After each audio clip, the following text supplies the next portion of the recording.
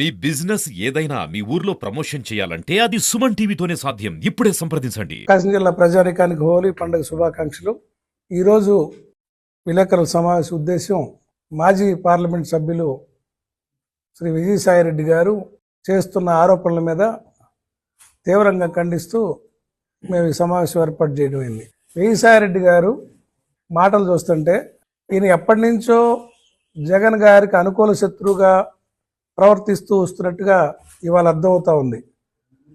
ఎందుకంటే ఒక రాజకీయ నాయకుడికి ఉండకూడని లక్షణాలన్నీ కూడా ఆయనలో ఉన్నాయి. ముఖ్యంగా వైఎస్ఆర్ పార్టీలో ముఖ్య నాయకుడిగా ఉంటూ కులాల గురించి ప్రస్తావన మొదలుపెట్టిందే విజయసాయిరెడ్డి గారు.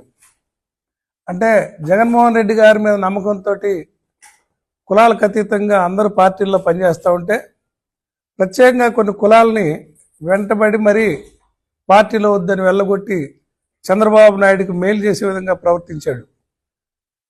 మరి ఆయన మొన్న ఒక రకంగా మాట్లాడతాడు, క్యాస్ట్ బడ్డీస్ అని. ఈరోజు మళ్ళీ వీళ్ళని విమర్శిస్తాడు. అంటే ఇది విజయసాయిరెడ్డి గారు రాజకీయ నాయకుడు కాదు, ఒక వ్యాపారవేత్తగా వచ్చి ఈ పార్టీని అడ్డం పెట్టుకొని వాళ్ళ కుటుంబ సభ్యులకి తనకి ఆర్థికంగా ఎదగాలన్న దురుద్దేశంతో ఈ పార్టీలు ఎన్నాళ్ళు పనిచేసినట్టు అనిపించింది. జగన్మోహన్ రెడ్డి గారు నమ్మకంతో ఆయనకు ఉత్తరాంధ్ర బాధ్యతలు అంటే ఆల్మోస్ట్ ఆయన డిప్యూటీ సీఎం లాగా వ్యవహరించాడు. ఉత్తరాంధ్ర మొత్తం అందరికీ తెలిసి రాష్ట్రంలో ఉత్తరాంధ్రలో ఆయన చేసిన నిర్వాహకాల వల్ల పార్టీ ఎంత దెబ్బతిందో జగన్మోహన్ రెడ్డి గారు తెలుసుకొని పక్కకి బాధ్యతలు తప్పించాక ఆయన బ్లాక్ మెయిలింగ్ మొదలు పెట్టడం జరుగుతుంది. ఈరోజు అధికారం పోయాక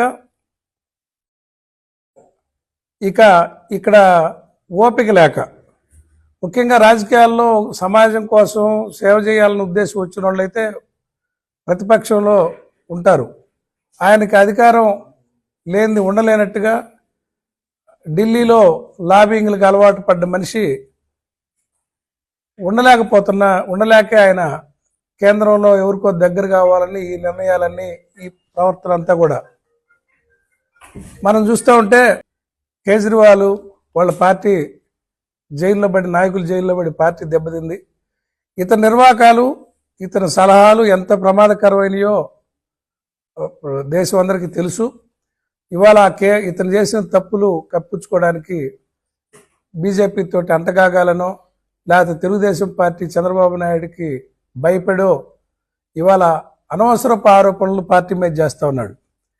మీ అల్లుడు కంపెనీకి బెనిఫిట్ అయ్యే విధంగా లిక్కర్లో మీరు ఎంటర్ అయ్యారు, పోర్టుల్లో ఎంటర్ అయ్యారు. ఇవన్నీ మీరు ఏ రకంగా లావాదేవీలు చేసుకున్నారో బెనిఫిషియర్ చూస్తే మీరు బెనిఫిషియర్. వైవి సుబ్బారెడ్డి గారికి కానీ వాళ్ళ అబ్బాయి విక్రాంత్ రెడ్డి గారికి కానీ ఇందుట్లో ఏమన్నా ప్రయోజనం ఉందా? పేపర్ మీద మీరు చెప్పగలరా? వాళ్ళని అనవసరంగా మీరు వివాదాల్లోకి లాగి నీ అక్కసు తీర్చుకుంటున్నావు. వైవి సుబ్బారెడ్డి గారి పట్ల నీకు ఎందుకు ఇంత కుళ్ళో మాకు అర్థం కావట్లా. ఈ జిల్లాలో కూడా ఏలు పెట్టి 2019లో వైవి సుబ్బారెడ్డి గారు పార్లమెంటుకి పోటీ చేస్తే ఆయన సీనియర్గా ఉంటాడని ఇతను ఢిల్లీలో ఇతని ఆటలు సాగవేమనే ఉద్దేశంతో సుబ్బారెడ్డి గారి మీద సొంత కుటుంబ సభ్యుడి మీద కూడా మీరు చాడీలు చెప్పి సీటు తప్పిగలిగిన మీకు ఇంకొలుగుతారు. మీరు పార్టీలో ఉండి సుబ్బారెడ్డి గారిని అన్యాయం చేసినారని మీ మనసాక్షికి తెలీదా? విజయసాయిరెడ్డి గారు ఈ జిల్లాలో ఈ జిల్లాలో రాజకీయాలు నిలబెట్టి మీరు ఎన్ని సీట్లు ఇప్పించింది అందరికీ తెలుసు కదా. మీరు ఇప్పించిన సీట్లలో ఉన్నోళ్ళు ఇప్పుడు ఎవరన్నా పార్టీకి పనిచేస్తున్నారా? అంటే మీరు అందరూ ఒక దొంగల్లాగా వచ్చి దోచుకోవడానికి వచ్చి పార్టీ బయటికి పోవడానికి ఏదో ఒక ఆరోపణలు మీరు చేస్తూ ఉన్నారు.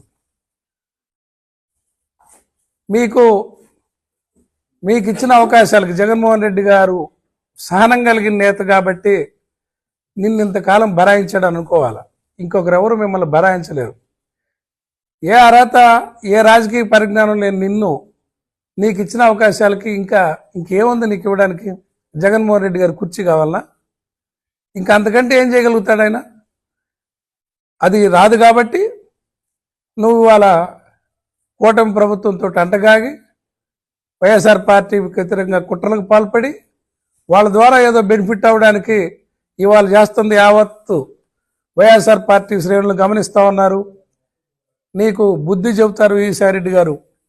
జగన్మోహన్ రెడ్డి గారికి రవ్వంత నష్టం జరిగినా లేదా వైఎస్ఆర్ పార్టీకి రవ్వంత నష్టం జరిగేటట్టు మీరు ప్రవర్తించిన మీ వల్ల జరిగితే దానికి పెద్ద మూల్యం చెల్లించుకోవాల్సి వస్తుంది. ఈ సందర్భంగా హెచ్చరిస్తూ ఉన్నాం. వైవి సుబ్బారెడ్డి గారు ఈ జిల్లాలో ఆయన ఆ పార్లమెంట్ సభ్యుడిగా ఉన్నప్పుడు కేంద్ర విద్యాలయాలు తీసుకురావటం, ఢిల్లీకి పోయే రైళ్లు, రాజస్థాన్ పోయే రైళ్లు ఆపటం అనేక స్టేషన్లో, అదేవిధంగా అండర్ పాసులు తీసుకురావటం, ఎస్కలేటర్ రైల్వే స్టేషన్లు ఎస్కలేటర్, ఒక ప్రతిపక్షంలో ఉండి కూడా గతంలో ఎవరు చేయనన్ని విధంగా ఎంపీగా ఆయన చేసిన పనులు అందరికీ తెలుసు. ఆయనే కానీ మొన్న అధికారంలో ఉన్నట్టయితే ఈ జిల్లా దశ మారుండేది. పారిశ్రామిక వాడు వచ్చేది, ఎయిర్పోర్ట్ వచ్చేది, వెలుగొండకి నీళ్ళు ఈ పాటికే వచ్చిండే.